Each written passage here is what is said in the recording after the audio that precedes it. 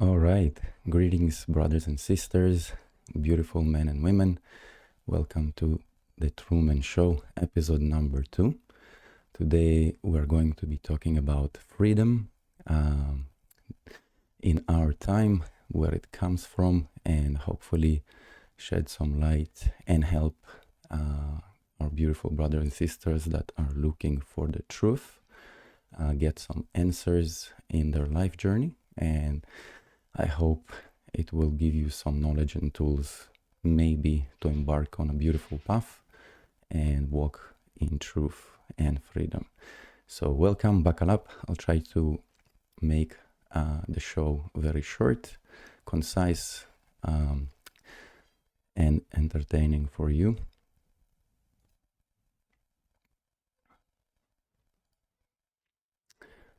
Okay, let's start our journey into the freedom.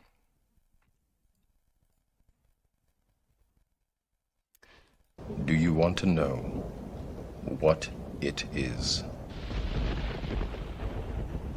The Matrix is everywhere. It is all around us.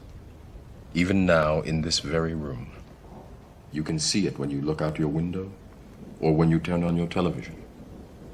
You can feel it when you go to work, when you go to church, when you pay your taxes. It is the world that has been pulled over your eyes to blind you from the truth. What truth? That you are a slave, Neo. Like everyone else, you were born into bondage, born into a prison that you cannot smell or taste or touch. A prison for your mind.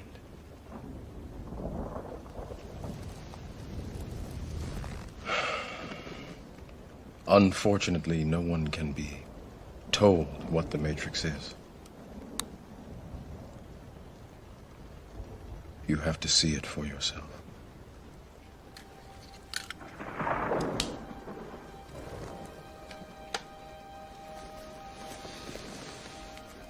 This is your last chance. After this, there is no turning back. You take the blue pill, the story ends. You wake up in your bed and believe whatever you want to believe. You take the red pill, you stay in Wonderland, and I show you how deep the rabbit hole goes.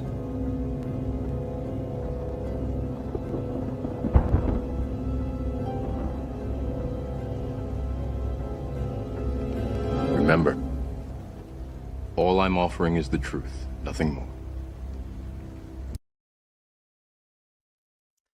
Beautiful.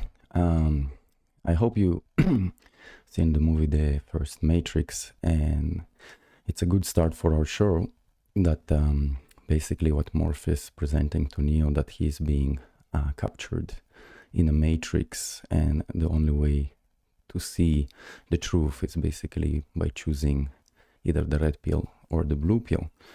And it's a good preface for our show today, and mainly we're going to be talking about those blue and red pill. And in our case, our daily lives today governed by two things, and all of us have to make a choice.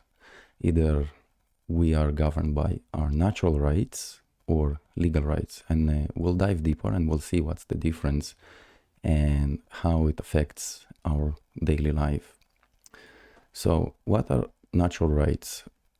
Natural rights are those that are not dependent on the laws or customs of any particular culture, government, and so are universal, fundamental, and inalienable, i.e. pertaining to men and women, what comes from nature, right? Those are not created by men, as also referred as positive law, right? It's rules, mandates, regulations, bylaws, etc., etc. All comes under the umbrella of positive law. It's basically any rules that created by men. So natural rights are not those, and those are coming from nature. If you wish, also can be called God-given rights, and basically in simplicity, right? If you want to go and fish to provide, food for yourself, you don't need any license or permission, or you don't need to ask anybody. Same idea if you want to live in communion with your loved ones, you don't need a license or permission for marriage license. In the place where I live in Canada, right, you have to pay in order to obtain a permission, a marriage license, before you even go into communion. That's we're talking about legal. So same idea. If you want to travel, you don't need a permission from anyone, another man or woman or a group of people. That's your natural right. If you know how to heal other people, you also can do so at your will. And the most basic, it will be the right to live, right? Same idea in nature. No other mammal or creature is paying to live. So that's just in a nutshell, just to give you an idea what we are talking about when we refer to natural rights. So in a sense, as long as you are not hurting somebody else, that's within your natural rights to do whatever you want to do.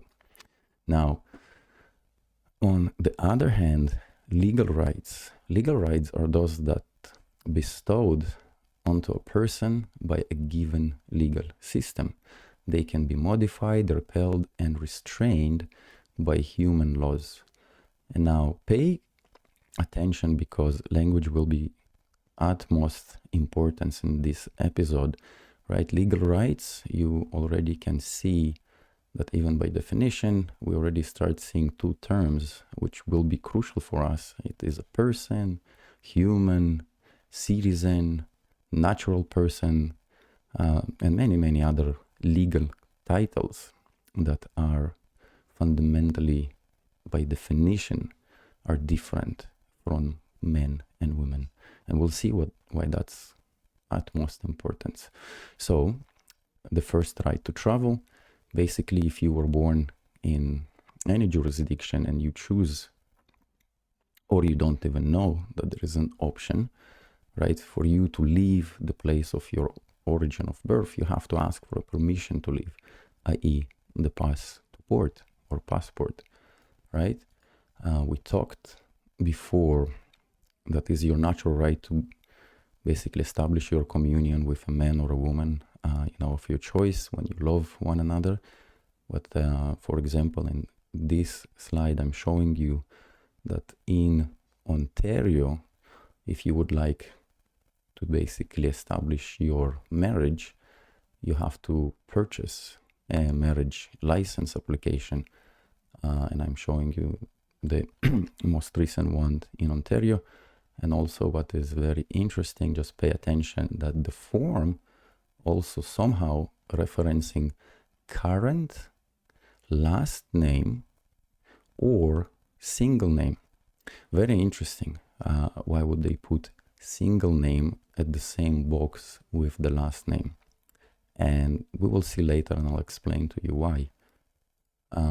Same idea, right? If you want a pet, you don't really need a license, but those days, if you live, for example, in Ontario, and in particular rental living, big buildings or condominiums, apartment buildings, right?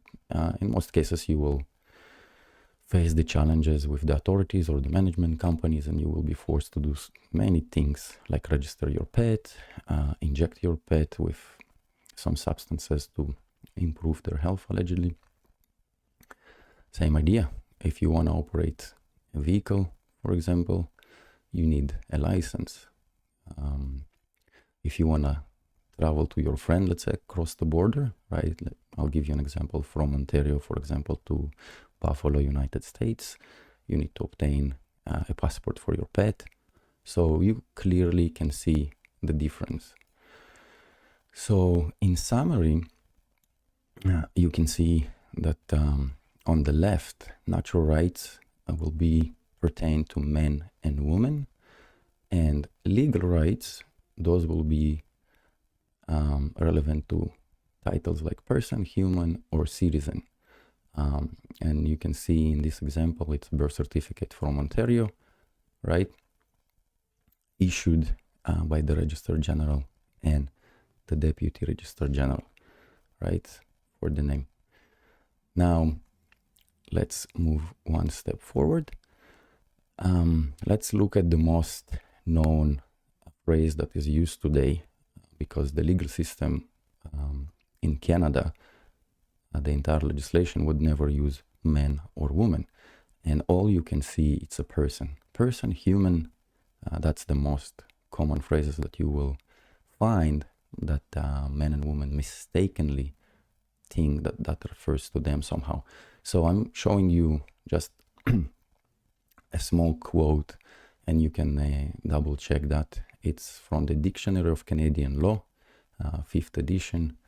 And if you go in under the definition of person, you can see that basically the punchline and the summary, person is synonymous to the term human being or human, and the only legal person known to our law is the corporation, the body corporate.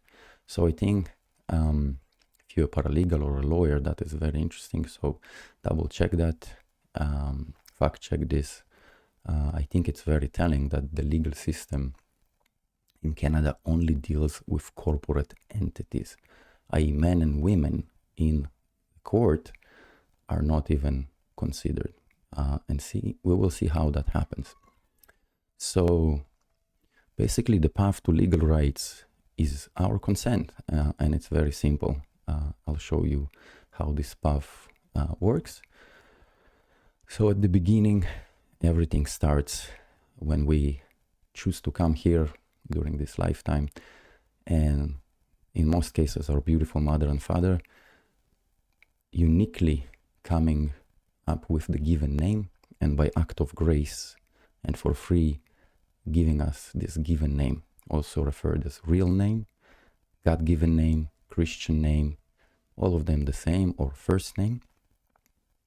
Now, it's ironic, but the surname, in fact, has nothing to do with the family. And I know it triggers many men and women, because many of us, without the knowledge, assume that somehow the surname or the last name comes from our family lineage. But in most cases, nobody even knows 4 generations back their family lineage or where the surname is originating from, right? And it's even more erroneous that people believe it's so unique. But if you go to any social platform today and search for exactly your full name on Facebook, for example, you can find the same exact people with the same first name and last name. So that doesn't make you unique, a surname, right? The Bible used to describe individuals or people by their family lineage, i.e., for example, John, son of Mary and Peter. Just giving you some example. So that is more unique, more distinct. But so let's see an evidence for the surname or the last name is being legal at birth. And we'll talk about why it is at most importance in our case today.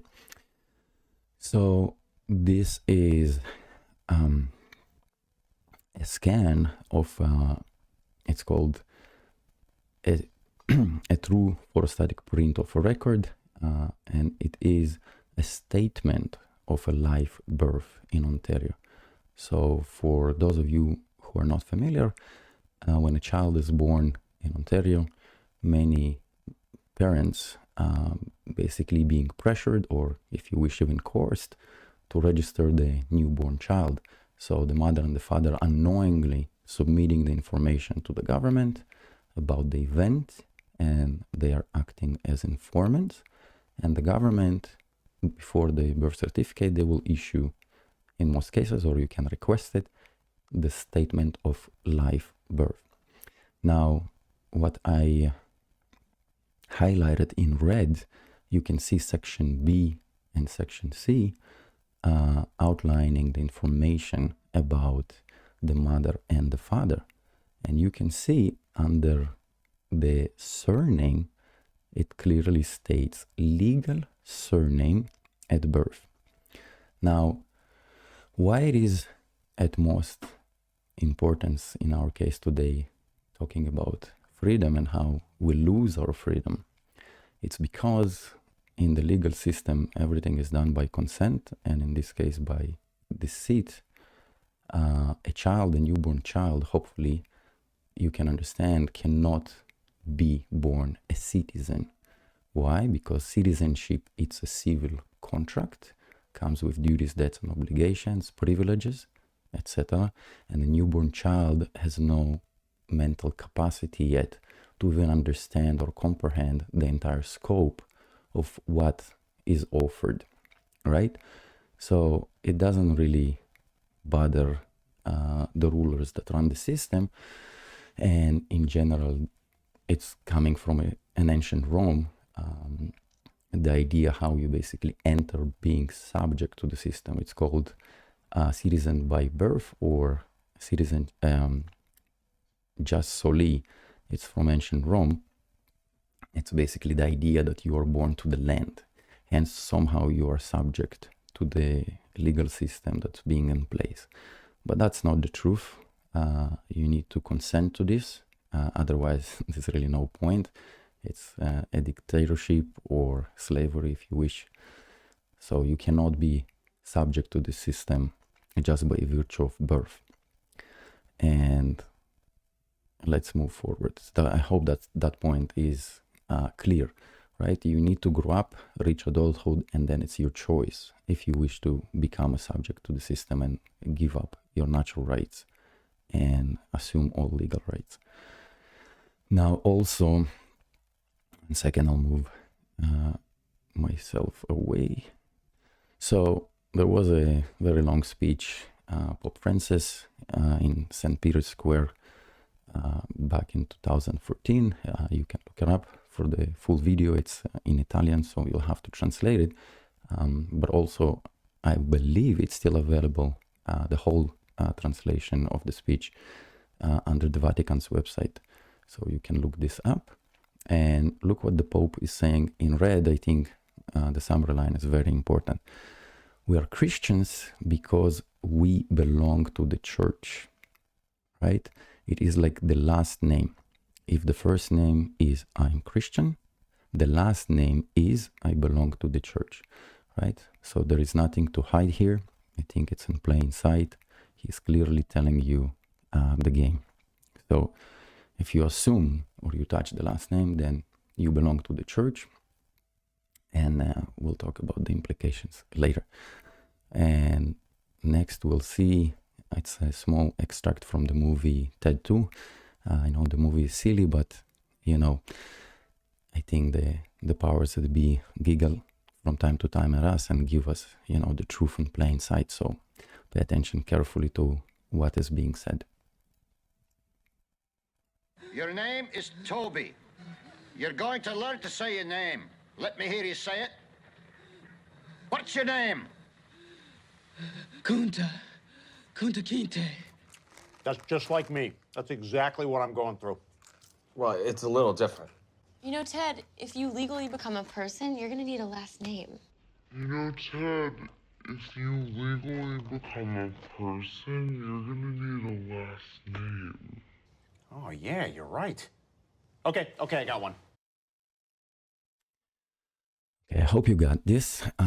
Right, in this silly movie, the bear, Ted the bear was trying to fight the system in basically fighting for obtaining legal rights, right, natural rights. But in this scene, the lawyer, I think, gave it away quite clear, right? So if you want to become a person, you will need a last name. So that brings us to the next section, the supremacy of God. And it's really important, and we'll see why. So I hope most of you are familiar that at least in the countries that run by Great Britain, right, the recent king took the coronation, and you can also see the liturgy from the coronation. And the king is recognizing the supremacy of the Most High, our Creator, God, and basically acknowledges that all is under His authority, right? And why it's important to us? Because in the legal systems that we're facing today, right, it's a small quote that I came up with. Legalism is a practice of control over men by deception. In legalism, practices of deceit and coercion are used to make a child subject to the state where all natural rights are lost and replaced by human rights. Okay, so let's start moving towards the light. So also the Bible warns us, and there is way more warnings in the Bible about not taking false titles or something that doesn't belong to us, or directly the person, right? So from Job 32, 21, 22, you can see, let me not, I pray you, accept any man's person, neither let me give flattering titles unto men, right? And flattering titles, it will be like Miss, Madame, Mr. So all of that, as soon as you even answer, I'll give you an example. If the judge in court even calls you Mr. John or Mr. Smith, and you don't address that, you automatically assume to be a legal person. I know it's silly, but that's how it is. Also, that brings us to the mark of the beast, right? In the Bible, we have a clear warning that no man might buy or sell save he that had the mark or the name of the beast or the number of his name, right? So let's just talk about this briefly, because I know it's important to our believers around the earth, men and women, beautiful brothers and sisters. So think about that. If you give up your surname, right, and you walk in good faith and truth with your God-given Christian name, you really can't interface with the legal state. So for example, if you in Canada somewhere or US and you are walking with your God-given Christian name only, right, there is no chance you can register land or purchase a car from an official dealership. Just ain't gonna happen, right? I tried this myself. You can walk to the dealer and say, hey, I'm Christian name Oleg and I would like to buy a car. And for fun, you can see how that goes. Don't take my word for it. Go and test this. So you won't be able to do that. And also, when we talk about the number of his name, right, it's not a coincidence. While social insurance number, the acronym is SIN number. So I think the powers that be during those times, the little season, tell you exactly what it is, right? So if you assume the last name, you touch it unknowingly, and the SIN number, so it's basically you plug into the matrix if you wish, and you can interface with the system, and that's what most people consider regular life. But if you deny the surname and you accept, let's say, Jesus as your Lord and Savior and his Father, our Creator, life becomes a bit more challenging, but nevertheless, the Most High has you covered. Okay, now we are coming to the summary illustration. As we can see on the left hand side, on the top, that's how our journey begins. As a child, natural creation of God, the gift of life, and we're coming with our natural rights. Sometimes passes, and most likely our mother and father will inform the government about the event, and the government happily will issue or create, if you wish, the birth certificate. That's the most known document that will represent a corporate entity and referred in many legal titles. The most known is person, human, citizen, natural person, etc. This is all legal titles, and they have nothing to do with men or women. Now, when we grow up, unfortunately, our consent comes in a form of taking any government photo ID. In most cases, the most known is the driver license. In this example, it's the Ontario driver license. And basically what happens, you put your picture and your signature, and you assume the name that is not yours, never was yours, and you basically start being, in legal terms, an assumptive trustee at best for the name that was never yours. And now you are a subject to the system, and you have your legal rights, human rights, etc. And that's in a summary how all of this works. Now, let's see how we get out of this mess. I know you're out there. I can feel you now. I know that you're afraid. You're afraid of us. You're afraid of change. I don't know the future. I didn't come here to tell you how this is going to end. I came here to tell you how it's going to begin. I'm going to hang up this phone, and then I'm going to show these people what you don't want them to see. I'm going to show them a world without you. A world without rules and controls, without borders or boundaries. A world where anything is possible. Where we go from there is a choice I leave to you.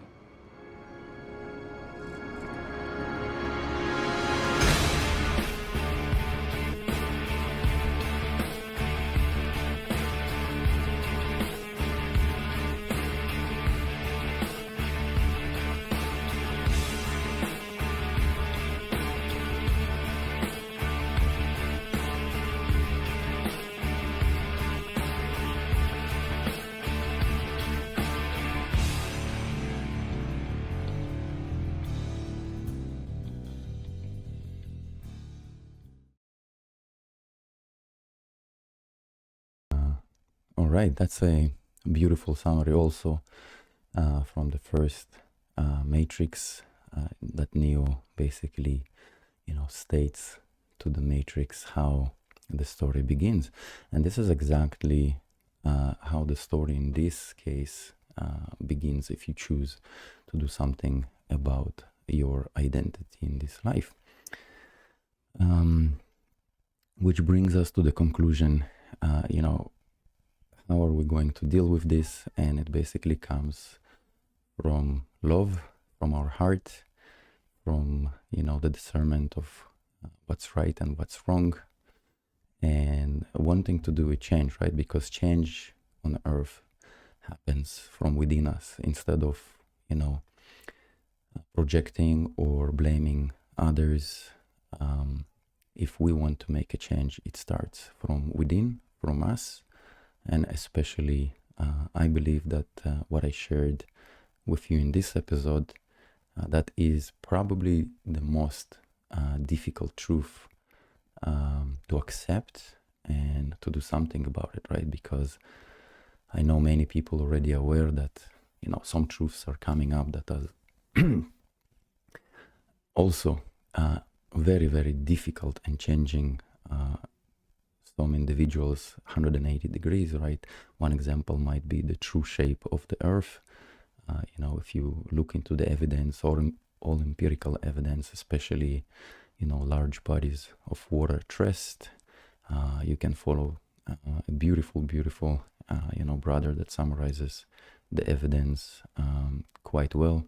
One of many, Austin Whitsitt.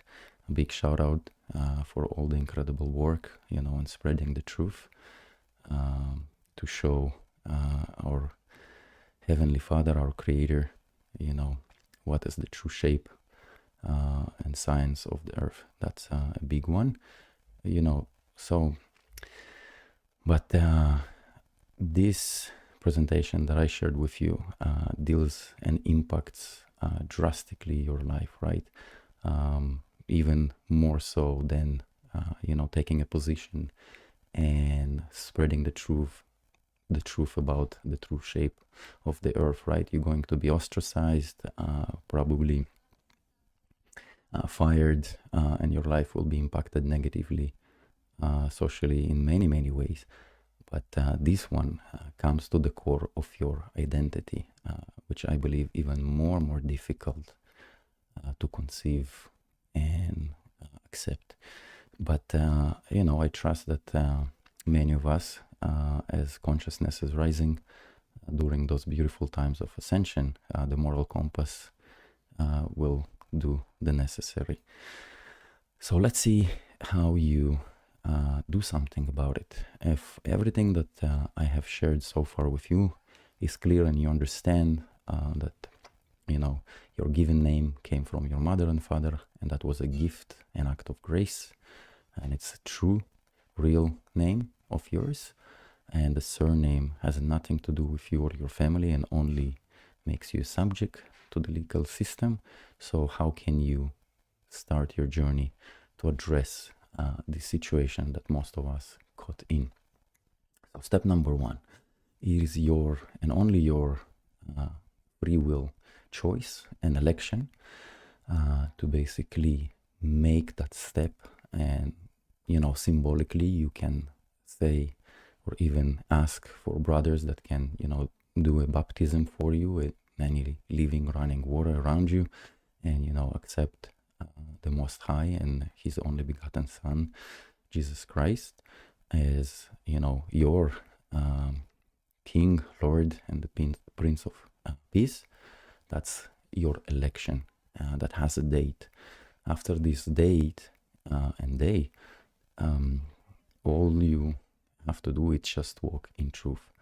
Now, that being said, how do we deal with the system or the government where you live? So step number 2, it will be preparing a lot of notices, right? And working peacefully with the government in good faith and good conscience to restore equity in this situation, right?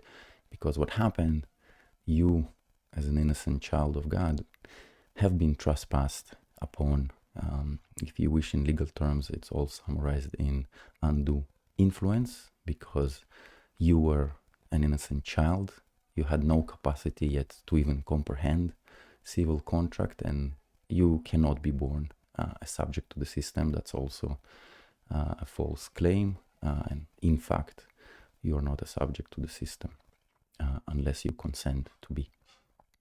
So we'll review an example of a notice in our next slide. And after you send your notices, let it be to the government agencies that are relevant to you. It can be either the Register General, like for example in Canada, in your province, or it can be an immigration minister if you migrated between countries, right? So for example, if someone is coming from Australia and migrates to United States or Canada, for example, right? So you had your original birth certificate, let's say in Australia.